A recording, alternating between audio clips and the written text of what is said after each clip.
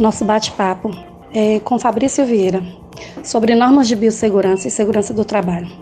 Fabrício Vieira, que é professor, especialista em saúde do trabalho, gestor social, empresário no segmento de gestão da saúde e segurança do trabalho, com larga experiência profissional. Fabrício, eu queria saber de você como que as empresas têm investido em itens de segurança para garantir as normas sanitárias. Esses custos de proteção dos funcionários são de obrigação das empresas?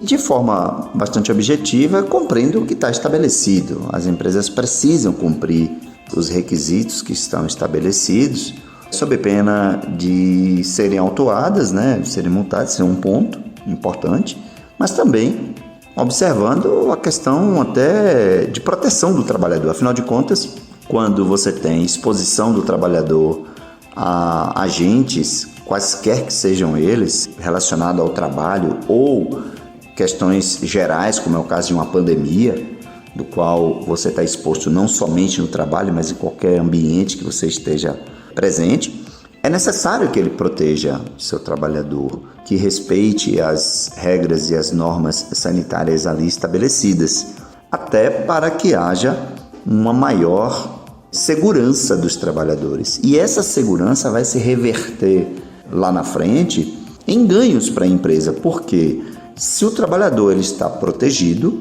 ele está menos propenso a adoecer. Menos propenso a adoecer, ele se afastará menos. Se afastando menos, o desempenho organizacional ele poderá ser melhor. Então, as empresas, de modo geral, e aí eu não saberia precisar como a coisa está sendo fiscalizada, até porque esses números não ficam assim tão disponíveis, para a sociedade, mas de modo geral elas têm tentado cumprir os protocolos sanitários estabelecidos, dotar o trabalhador de suas respectivas proteções.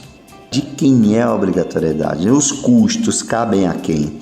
Evidentemente que quando se trata de uma questão de equipamento de proteção individual, e para isso existe uma legislação específica que é a NR06, ela imputa essa obrigatoriedade única e exclusivamente ao empregador.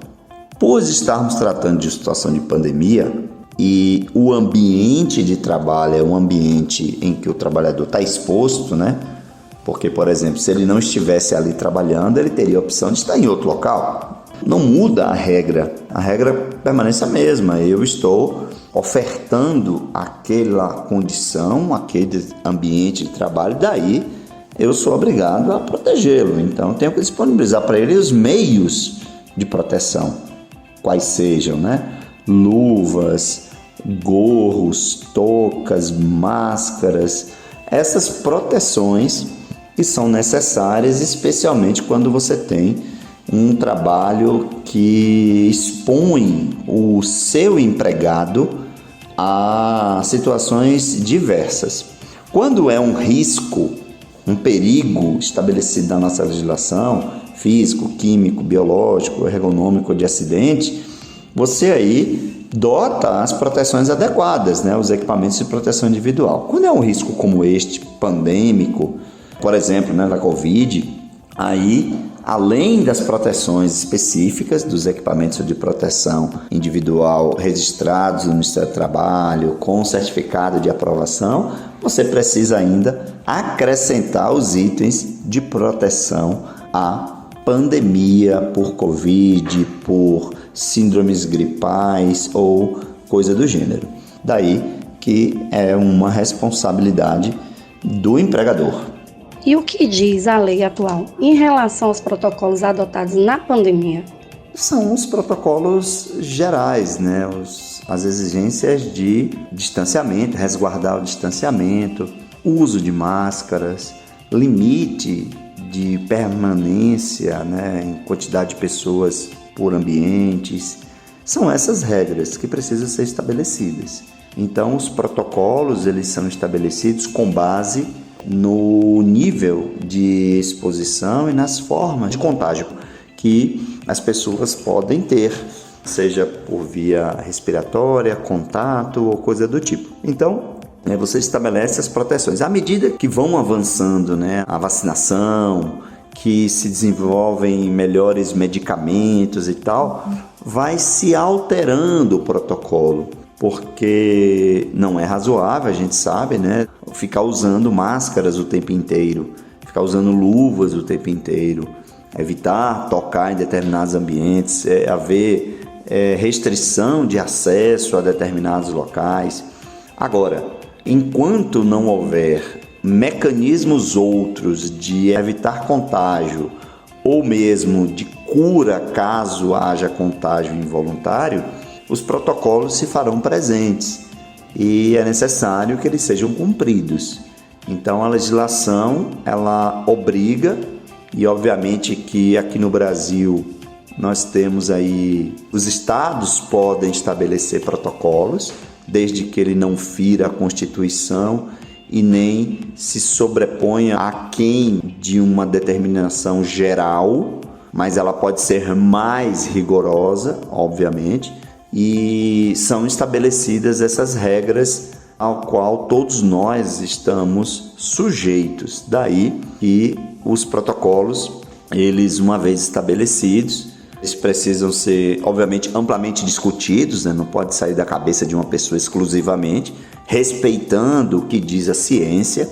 Uma vez estabelecidos, eles precisam ser cumpridos. E aí o Estado exerce seu poder de polícia. Quando eu falo Estado, eu falo a nação, falo Estado, geografia ou o município, né? O poder de polícia, que é de fazer cumprir aquele protocolo, mediante a penalização àqueles que descumprem, sejam eles CNPJ, sejam eles pessoa física.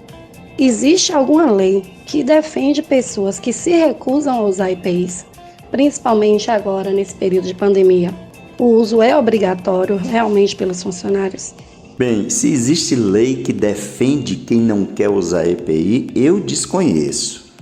O que eu sei é que quando o EPI ele é instituído, e para ser instituído ele precisa ser definido por profissional devidamente habilitado, e eu estou falando de equipamento de proteção individual no âmbito da NR06, norma regulamentadora 06, é obrigatório o uso.